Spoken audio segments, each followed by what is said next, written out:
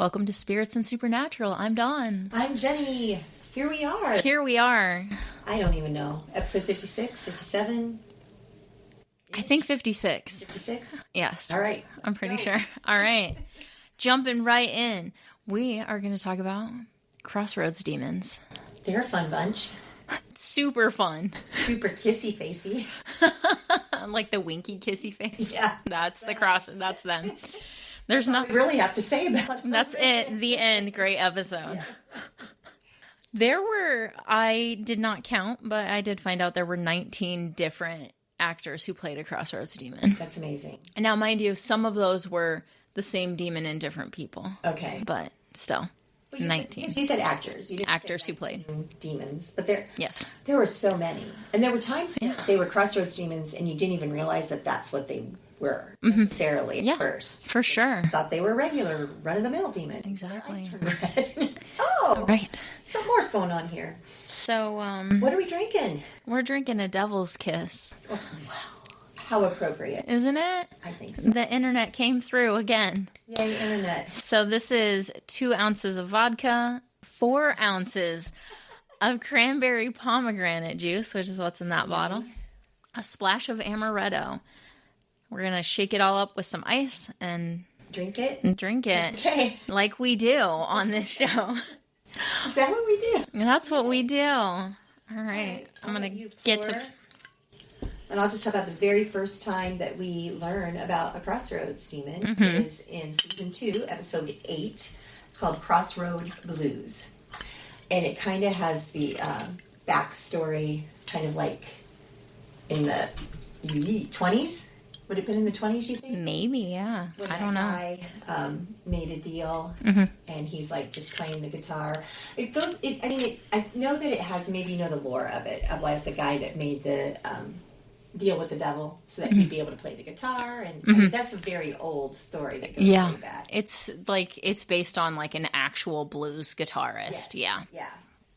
And that's pretty much what this episode was trying to follow, tying it in, because that's one thing they do in the show is sometimes they try to tie it to like actual stories or actual creatures or things that people talk about or know about.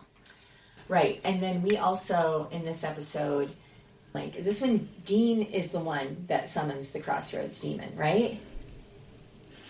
Well, in this one, I think once they learn what it is, they summon it together. One of them does, though, because you have to put your picture in the... Right, but I thought it was just Dean talking to the girl by himself. And she's like, I could bring your dad back for you. Oh, he does that at the end of the episode when they're trying to get the demon to break the deal of one of the people. And that's the one. That's what I'm talking about. That's the first time we see the boys summon a Crossroads Demon. Yes. Well, they're like, the only reason that you make a deal with the devil is usually for your own gain because you want wealth or you want fame. That's what a lot of people have done. Like one person became like a neurosurgeon or something. Yeah, different things. And then the one guy who's like, I wanted to save my wife. And then Dean's like, okay, we have to save this guy. He goes and he meets up with this beautiful, she was really quite beautiful, of course. And he has like the devil's trap in his car. And she's like, oh, Dean, like I'm going to fall for that, you know? And he, of course, Dean is very smart. So he has another one in the gazebo area. Was it a gazebo? I thought it was like a water tower. Well, it was above them. I don't know. I thought it was like the bottom of a water tower. Maybe it was a gazebo water tower. Romantic. and she gets trapped. And he says, release him from his deal. And so she... Well, she initially, doesn't she like try to say, oh, I can't. That's not how it works. I'm not going to. Yeah, of course. But she's stuck in the devil's trap. And he's like, if you want free, you're going to do it. And she's like, oh, Dean, I could have given you what you really want. Oh, yeah, what's that? I could have brought your father back for you. And you can see Dean's struggle. You can see a little bit of him like... The temptation. Yeah. Maybe I could do that. Maybe I could get Dad back and save this guy. But then he's like, no, nothing good would ever come of making a deal with the devil. This was their very first time. Right. All right. I'm going to give this guy a shake. Okay. That's good. Shake it.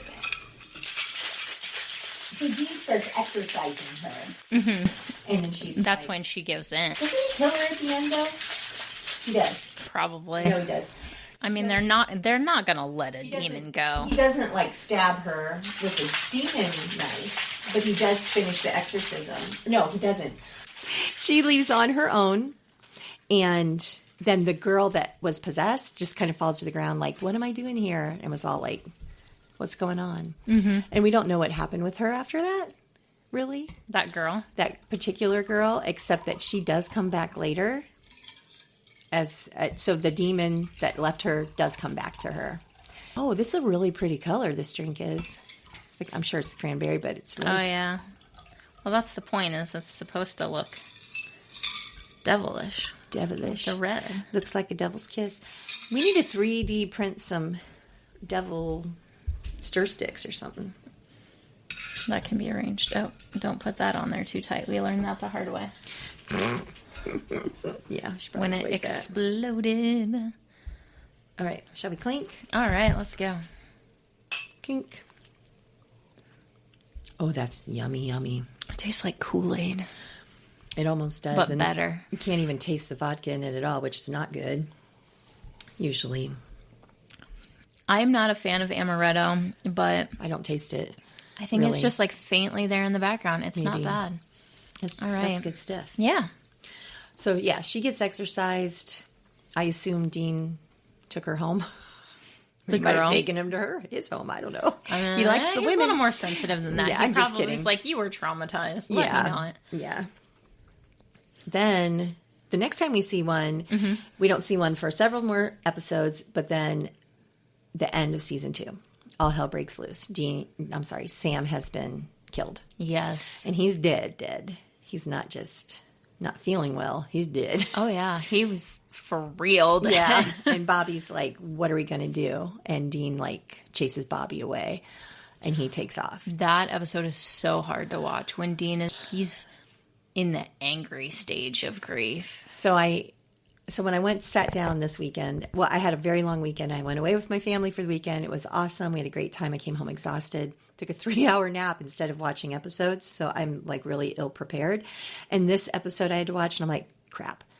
I only want to just watch parts with the actual Crossroads Demons, but this episode is so good. Oh, yeah. It's like impossible to not watch it. So I did watch a lot of it because he has that whole, I was supposed to protect you. Dad didn't even tell me I had to. And I just did. And I did a bad job of it because oh my gosh, it's so heartbreaking. It is. It's awful. I hate the part when he yells at Bobby and tells him to leave. Yeah.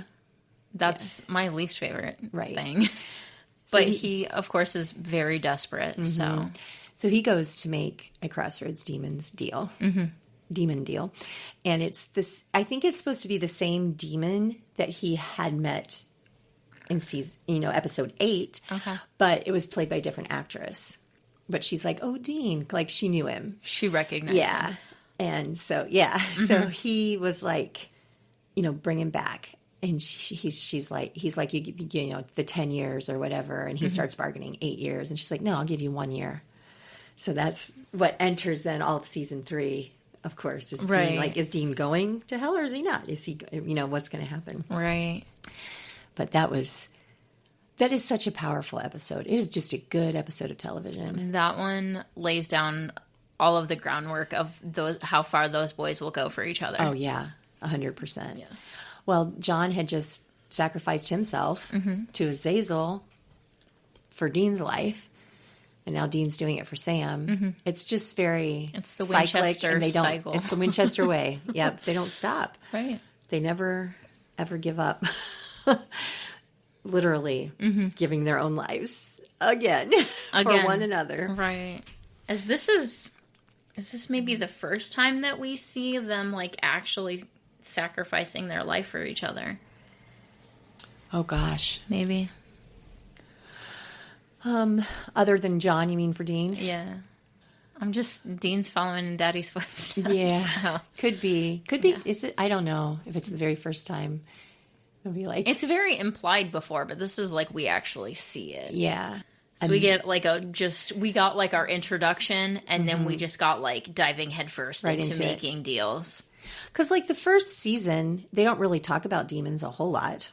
It's finding the demon that killed Mom and Jess, and it's more of a vague idea than an actual like solid concept. Yeah, and then they become so prominent, and I think that was part of. They talked about there's so much more demon activity than there ever has been before, and that was part of like the apocalypse of Yellow Eyes getting ready to open the gates to hell and all that. And so that's why the demon possession and the demon activity became so much stronger than what it was before. So Bedtime Stories is the episode, season 3, episode 5, and that's the one with the little girl that's like in the coma, and she's dreaming up all of these. Because like it starts off with 3 little pigs. Yeah. And they kill one another. Or no, they don't kill one another, but a wolf comes and kills them. Right. Except the one survives. Right. It's like the doctor's daughter is in the coma. Yeah. And he's like, this is what the guy looked like. And then Sam is the one drawing the guy. And he's like, can I see the, And he draws like, this like awful stick figure. And the guy's funny. Like, yes, exactly. No, the guy was like, what? He was like really surprised. That's a different one where he draws that. Yeah. But then at the end of this one, Sam summons the Crossroads demon that Dean had made the deal with and says, trade me. Just trade me. I'll do it. Right. And they're like, no, we want him. Yeah. Sam kills her just with the Colt. Mm-hmm. Yeah. Of course, Dean like almost immediately finds out because one of the bullets from the Colt is gone. Yep. No, that Sam doesn't really offer to trade places with Dean. I think he just was like, let my brother out of the deal because Dean hasn't died yet. But it's later when he tries in season to trade. 4, we have a flashback scene of him trying to make a deal. Right. But he does kill the demons. He does kill Dean's Crossroads demon, not that's a Demon's tongue twister. Crossroads Dean. Oh, I should have another drink, I think. I think the episode after that is also a flashback with a Crossroads demon where we learn about Bella and what happened with her. Yes. And they don't specifically say, but it's heavily implied that like she's trying to get away from her parents. Yeah, especially her father. I'm pretty sure that implication was strong enough that we all knew that that's what it was. The problem is they brought that story in too late for her to be redeemed. Because she'd already tried to kill the boys. She'd already manipulated and lied to them and done so many things. Of course, the actress Laura Cohen was leaving to go into The Walking Dead. Right. So she wasn't coming back, which was a shame. I would have really liked to have seen her kind of in and out of the boys' lives, come in and wreak havoc or help or whatever. But yeah, she was a great character. She was. Yeah. Really was. But this is what was interesting for this Crossroads demon. It was like a child, like a 12, 14-year-old child. It's the only time that you see the Crossroads demon specifically as a child. Yeah. Because it came to relate to her. Yeah, right.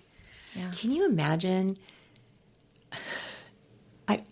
You're a kid and you're just on the playground or at the park or whatever, and all of a sudden you get possessed. That's messing with you for the rest of your life. And nobody's going to believe you. No.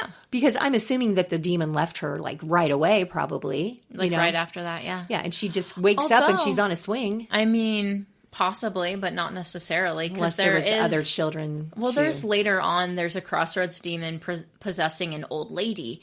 And Abaddon is like, are you for real? And the old lady, she goes, well, everybody loves grandma. Yeah. So maybe, true. Yeah. But it would have to only be with desperate children. I don't think adults would be like, yeah, I'm going to take this deal from a child. Yeah. Yeah. And I hate that. I hate that a child had to even be used for that. I understand it for what the story was. I just didn't like it. It's not the only time that we see that a child is possessed because Lilith did that as well. Super creepy kid. And I hope she grew up to be a well-adjusted, beautiful adult. I'm sure she's perfectly played fine. Super creepy kid really good. I'm sure she's great. And then the next one I have is I Know What You Did Last Summer. And that's when we have the flashback of Sam summoning the Crossroads demon. And I think it's a man. A man shows up. And he's like, offers to trade places with Dean. He's like, just trade places. I'll trade places with him. Dean is already gone. And Sam was like, just take me. Sam's not doing well out in the real world without his brother, knowing where his brother is, especially, and watching what he had to watch. Yeah, talk about trauma. Right. Seeing your brother get tore up by a hellhound. Yeah. And I think that's one of the things with the deal. So, like, everybody, like, they think they're making this great bargain. Nobody thinks about where they're going to be in 10 years. When I was in college, I had a class where we had to do, like, a project and, like, talk about what we would do in the next 5 to 10 years. And I literally was like, this is the dumbest thing. Yeah. Who knows? Right. Genuinely, who has any idea? So these people don't think about it. They think about whatever their desire is right now. And not about where they're going to be in 10 years. And that's why the deals are always made. I mean, it never really shows anybody declining to make a deal. Yeah, we don't see that very often, if at all. Yeah. Everybody's like, sure, okay. Because I don't think they think it's real. They don't think that the payment will be as real as what they're agreeing to. To skip ahead quite a bit, when we see the episode with the Cassidy family, I think it's in season 8. Oh, yeah. The ranchers, right? Yeah. Crowley shows up as a traveling salesman, air quotes on that. And he makes a deal with, like, 3 of them. A bunch of them. Yeah. And they, independently of each other, not knowing, right, all make deals. Yeah. And they're all starting to come due at the same time because he was there just making deals for the week or whatever. Exactly. Yeah. But that brings us to season 10, Abandon All Hope. That's when we get to meet Crowley. Yes. Whom we love. Which is ridiculous to say. But the so king true. of the Crossroads, we love him. Yes, we do love him. And do we love him when he is king of the Crossroads, or do we love him when he's the king of hell? I don't think that I ever didn't like him. He came in snarky. He came in fabulous. Oh, he was 100% like, you don't trust this guy. But he was horrible. First came in. He killed Kevin's girlfriend right in front of Kevin. Thought he killed Kevin's mom. He was awful. Why did we love him so much? I mean, Mark Sheppard is not he's so lovable. Yeah. He's such a good actor. Oh my gosh. He steals every scene he is in. And it's not like he comes in like, look at me or anything like that. He's just so subtle and he's so good that you just believe him. I would probably make a deal with him, just because he's so good. He seems like he could show up as another businessman just sitting at the bar and convince somebody to make a deal. So this one, though, the guy that he's making the deal with, he was like... Oh, the banker. Yeah. He's like, this was a deal with a beautiful woman, and I thought it was to be sealed with a kiss. And Crowley's like, yeah, so? What's the problem? The guy's like, I don't know. And he ends up making the deal with him anyhow. So anyhow, we talk about Death's entrance. And we talk about Castiel's entrance. Crowley's entrance was pretty good. It wasn't like all the fireworks and all that kind of thing, or the great song that Death had, but the whole scene under that bridge and he takes control of that situation and that scene. Yes. You gotta love him. And that's the funny thing. I've never really heard anybody say they did not like Crowley. I have heard people say they don't like Sam, they don't like Dean, they don't like Castiel, they didn't like Lucifer. They, main characters. I think I've even heard somebody say they don't like Charlie. I have heard that for sure. I've heard people say they didn't like Kevin. The 2 people I've never heard them say that they didn't like were Bobby and Crowley. I think those are the only 2. So if you're listening and you did not like Bobby or Crowley, we want to know. We want to know, and we want to know your reasons. Tell us. And then we'll tell you why you're wrong. I'm just kidding. No opinions are wrong, obviously. But I've never heard anybody say anything negative about them. This is a fictional television show. So yeah.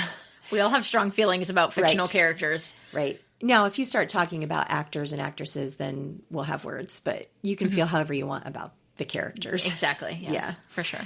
But it'll be interesting to know if anybody would. And there might be people that didn't like Crowley at first and then ended up loving him too. I don't know. Yeah, I did like Crowley's character. Like, he starts out so well. We could probably do another Crowley episode. I'm not even going to go on, but his whole arc, the development, everything. Yeah. So good.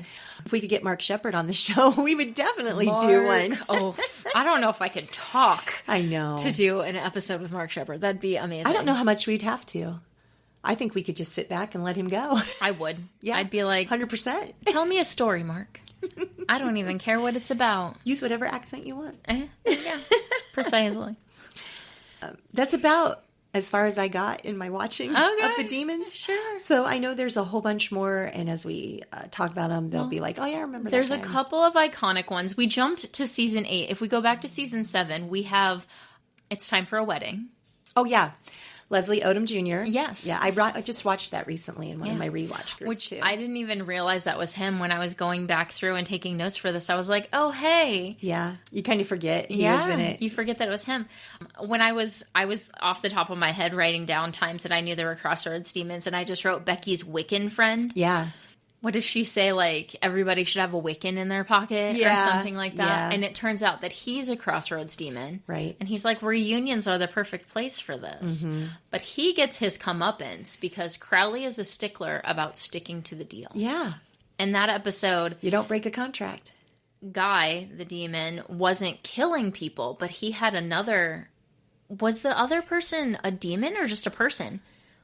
Oh, I think it was a demon. He was a demon He for had sure. somebody else but I killing don't the know that people. he was a Crossroads demon. Yeah. He just had another demon who was killing the people like within a week of their deals. Yeah. Yeah, right away. Which is the big... baseball one and there was like the chandelier but that almost Dean landed on. saved her, but there was other ones. That's also the episode we meet Garth, isn't it? It is. Yeah. That's why we watched the episode. Yeah. It's when we meet Garth. Yeah. A lot of people don't like that episode, which I understand is because of Sam being Under the spell. Yeah. Being abused by Becky in that way.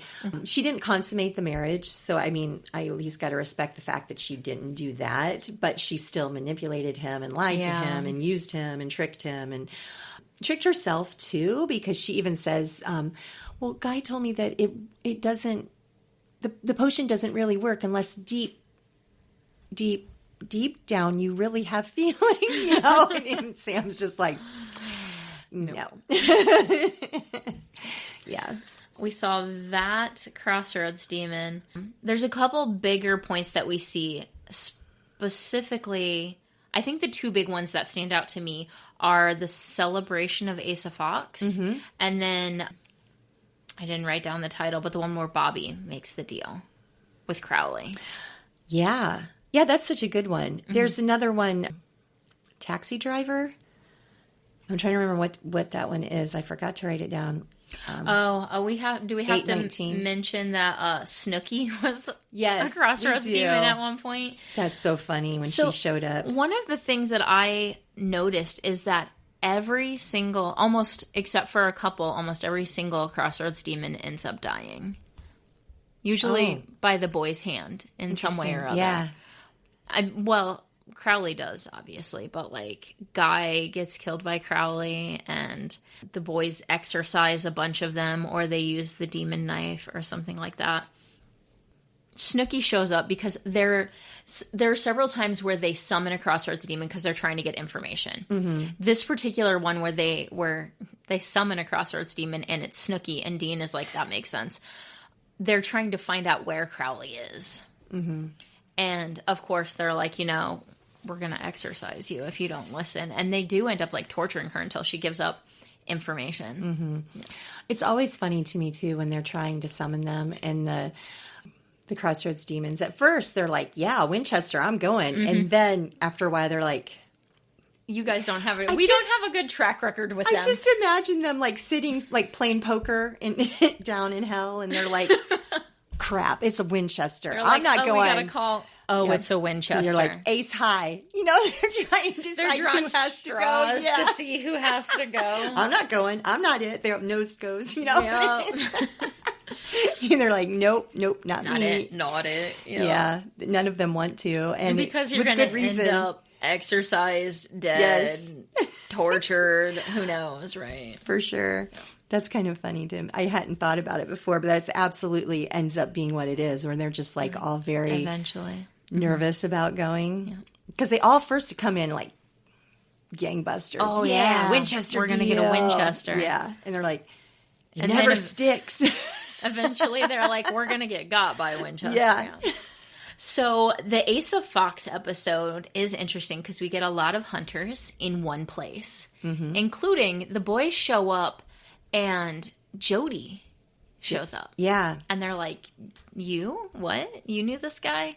But it turns out like a lot of people knew him. A lot of women knew Asa Fox. He was foxy. He got around. It was very wily. But there is a particular Crossroads demon that had a vendetta against Asa. And so you get all these hunters in one place. Yeah. This is like Disney for a demon. Bodies start dropping. Yeah. Yep. So this one, 19 actors who played a Crossroads demon. The demon starts jumping between hunters and possessing different people and like gets the house locked even so they can't get out. Yeah. And or then, in if they are out. Yeah, exactly. Dean has to make a deal with Billy so he can get inside. Yeah. And it's just like, what happens when you have a bunch of highly trained people who are all suspicious of one another? Right. This demon is like, I'm going to turn this into a bloodbath. It's such a good episode. It is. That Crossroads demon's name was JL. I think even Jody gets possessed in that episode too, because it keeps jumping between people and then killing different people. And so I was looking up Taxi Driver, and I think that maybe AI is wrong. Surprise. Imagine that. Shock. I What? think that it thinks AJ was a Crossroads demon, and he wasn't. He was a Reaper. AJ was the taxi driver that took Sam to Purgatory and was supposed to show up to pick him up. But then, unless they're counting Crowley as being the Crossroads demon in that episode. Possibly. Because he comes and kills I was AJ. reading about this earlier today. So let me take a look. I think I still have the link. 819 Taxi Driver. Yeah, that's what I'm looking at. That one is Kevin is on Garth's boat. Sam and Dean go to a crossroads where they summon a demon, and a male Crossroads demon appears and immediately attempts to leave when he sees the Winchesters. Okay. That's like the cold opening of it? It might be. Okay. Or like right after. Then that makes sense. Yeah. All right. They're torturing But there is him. a taxi driver named AJ who is actually a Reaper, in that episode. Yeah. Yep. Because that's the bulk of it, is because Sam's going through the trials and he's trying to rescue somebody from hell. Mm-hmm. But he needs to get there, and he doesn't know how to get there. And so AJ's the one that takes him through Purgatory, and he's like, "You have to be back at some time or whatever, and I'll bring you back." Or you'll turn into a pumpkin. Yeah, well, yeah, I'll bring you back through. But then, in the meantime, Crowley kills him, and so he can't get him. So Sam is trapped. So Dean kills Benny, so Benny can go and rescue Sam, and then Benny's gone because Benny doesn't come back with him. Well, and Benny is like, I was never any good up here anyway. Yeah. Oh my gosh, so many things happen in these episodes that everything sometimes kind of blurs together. For sure. Especially when you're watching things out of order like we do for research for our episodes. Remembering like, wait, why were they there again? Yeah. What were they trying to do? Yeah. And who was involved? Right. Yeah, it gets pretty dicey. It does. It gets so blended and wishy-washy. Yeah. Right. And I mean, there are people that are probably completely purists, and they only watch it from the pilot to the end and then start over again. And I then would like to see those friends do that for episodes like where we have to jump around like this one, when there's, I think, 22 different episodes that have a Crossroads demon in them, and they range from season 2 to season 15. Yeah. So we kind of have to jump around. Yeah. It is required of us. Plus, I do a rewatch with every con I'm going to. Yeah. And I feature an actor that's going to be at the convention. Yes. And so we watch all different episodes all the time. All the time.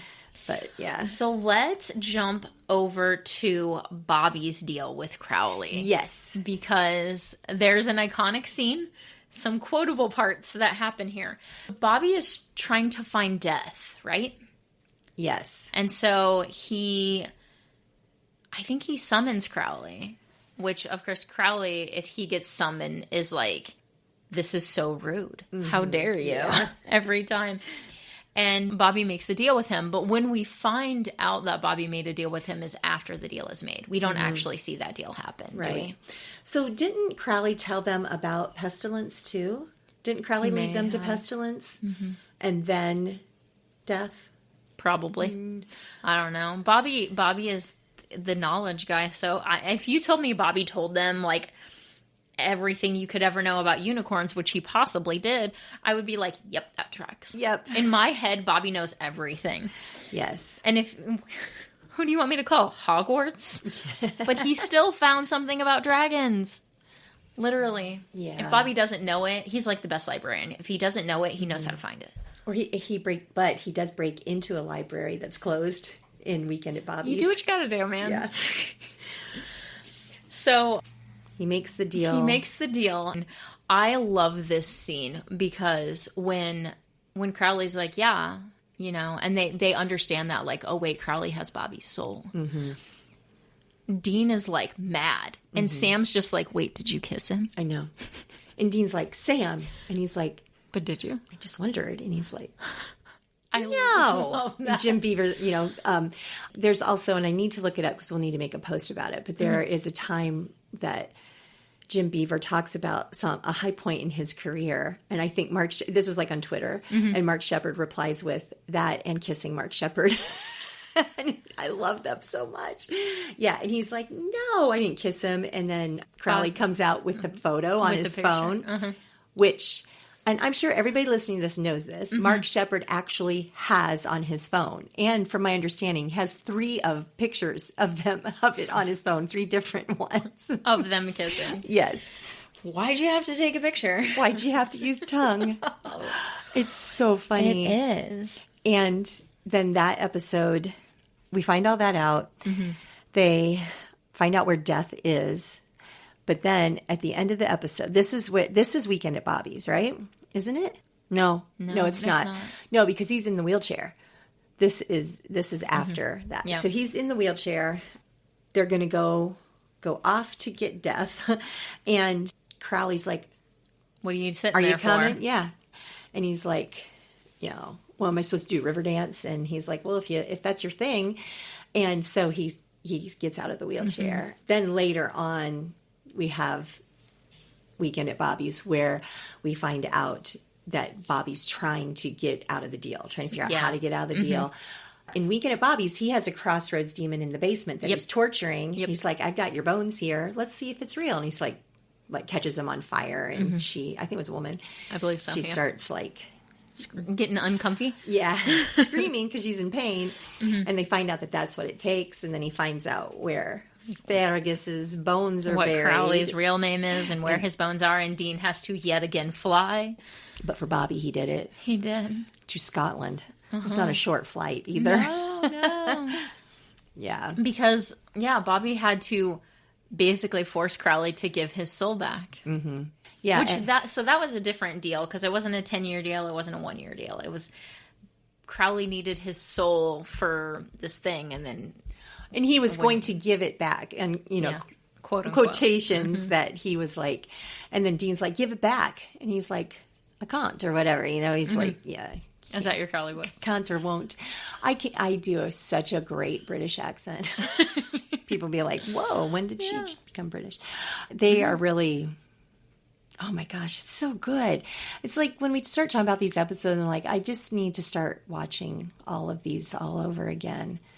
There's so makes many you of want to them. do another rewatch and just start all over every time. But we just talked about this, I think, one of our last episodes, and you're like... I get halfway through. And then I'm like, get distracted by a squirrel or something. I was just thinking the other day that I should just like start at season 7. Or something like that. And then just go from there. Because the number of times that I've started at the beginning and not made it through. Just start halfway through this time. But seasons 1 through 5 are the superior supernatural seasons. Those are great seasons. The Kripke era was the best. Hey, Eric Kripke, you should be on our podcast. Yeah. We're in Ohio. Come talk to some Ohio girls. Yes, absolutely. All right. I'm sure that we've missed some things, but like I said, there are 20-some episodes. There are 20-some actors who play a Crossroads Demon. Yeah. So I think we hit most of the big ones. I think so. I'm sure there's some that somebody might be yelling at us right now. I mean, we didn't talk about Bartimaeus, who becomes the king of the Crossroads after Crowley becomes king of hell. And he does, of course, shady things. Yeah. That's who he is. But You can make your own episode about Crossroads Demons. Yeah. If we miss something important. We'll listen to it. Just let us know. Yeah, exactly. So let's see. Do we know what we're doing next? Oh, we do. We totally have a whole list. We do. We so totally know what's happening in our lives. That's why I put literally everything in my phone. Yeah. Upcoming. Ooh, our season 4 reflections is happening soon. Yay. And by soon, I mean like in a couple months. October? Soon. Yeah, there's actually, so we started writing down like a bunch of the demons and which ones we thought were most important to talk about. Mm-hmm. And obviously we have to do part 2 of Meg and Ruby, but that'll be a while. So upcoming, eventually we'll see like Alistair and Lilith. And of course we have to talk about Cain on his own. And Abaddon. And Abaddon on her own, clearly. So yeah, is it weird to say I'm excited to talk about the demons? That's what I say all the time. Our lives are so weird. I gotta go talk about some demons. They're just so interesting. Mm-hmm. Sometimes I'm like sitting somewhere public writing notes and it says like something demon across the top of my page or like Princes of Hell. And I'm like, some stranger is gonna think I am insane. You're sitting at a park bench and the mom's like, oh, come here, honey. We're not gonna sit by this girl. And Belphegor will be a fun one. Yes. When we get to that. So we actually, I think that we are going to finish out the year with demons, and we might have a couple of special episodes that are coming up that we haven't talked about yet that we'll throw in there. And then the new year, we will wrap up all the demons, and then I don't know what we'll move on to. Interesting. Well, we haven't gotten to monsters, and we haven't gotten to like special kinds of creatures. Yeah. So there's lots to talk about. We're still hoping for a Nate Torrance appearance. Oh, I was just talking to somebody else today about getting Nate Torrance. He's so close. I'm like, he's so close. So far. Like, I know that we're going to do an authors episode. Right. We have at least 2 authors that we're friends with that are definitely going to be on. And then we might have a 3rd and 4th one of just people that have reached out to us that have written different things that might want to be involved. So, yeah, I'm excited about that. Yeah, there's some good so things many to look forward to. Hellish things in our future. Sounds horrible. But this was fun. It's always fun. I always have fun revisiting these different things and relearning stuff. We just did, was it the OG Meg? And that, we only had her for a week because when we're recording this, we have just finished her and we're doing another one that'll come out because this is the beginning of August for us already. Yeah, podcast time is always weird. Podcast time and real life time are like different. Yeah. We don't do live. Of existence. We should try to do a live one time just to see how it goes. We have to have some real special people with us. Yeah, that could be fun. It could be. And also chaotic. And that's what makes it fun. Cuts out the editing for me, though. Maybe we could have Jen and Theresa join us for a live. Oh, my gosh. I don't know. Gracious. We'll see. All right. So, yes, we got fun things coming up. Enjoy the episode about all the demons. About all the Crossroads Demons. Yeah. Let's see. Do we have any shout outs today? Do you have anybody? Well, before we get too far, we should rate our drink. Should we not? Absolutely. Mine is empty. Wow. You finished before me. I'm going to say that tasted pretty good. I give it a full swig on taste, 100%. It was very sweet. I love the red color. Yeah. I thought the title was perfect for this. I liked it a lot. And I know you said it tastes like Kool-Aid, but Kool-Aid to me is saccharine, sickening, coily, and this was not as sweet as Kool-Aid. It's true. It wasn't. But I wouldn't serve it to a child. Just saying. Clearly. Don't confuse the drinks. No. Full swig, easy making, full swig, obviously. Super easy to make. I mean, I think it matches because, well, if nothing else, the taste, and then it's called the Devil's Kiss. This is definitely a shade of lipstick, I would say. Oh my gosh, it could be a shade of lipstick called Devil's Kiss, honestly. Yeah. There probably is a shade of lipstick called Devil's Kiss, so this would match perfectly for that. Mocktailability, what would we say? It's cranberry mostly juice. The cranberry pomegranate juice. I think the pomegranate, okay. I don't know how much you know about Greek mythology, but Hades' bride, Persephone, the pomegranate, is like a symbol of her. So I feel like there's a little subtle tie-in that way. Yeah. So yeah, anyways, to mocktail this, cranberry pomegranate juice. You could do a little like lemon juice to get that citrusiness added in there. Amaretto is also, it's a little bit nutty. I mean, you could kind of just skip this. You wouldn't necessarily have to do anything with this. Yeah. But I think it's mocktailable just with the juices, just for sure. Juice, so I give it a full. So. Yeah. This one's going to get a full 8. All stars. Yay. Yeah. I just did spirit fingers. Jazz hands. All right. So do you have any shout-outs? I'm going to shout out to all of our new listeners because we do pay attention, and I have noticed that I've probably said this in previous episodes, but we've got some new listeners out there. Some new ears. New ears. Is that, I don't know, a thing? Like Mickey Mouse ears? Devil's ears? No. Devil horns? No. Yeah. We've got some new listeners, so I guess just welcome, and thank you. We hope you're having fun. Hope you keep listening. Yeah.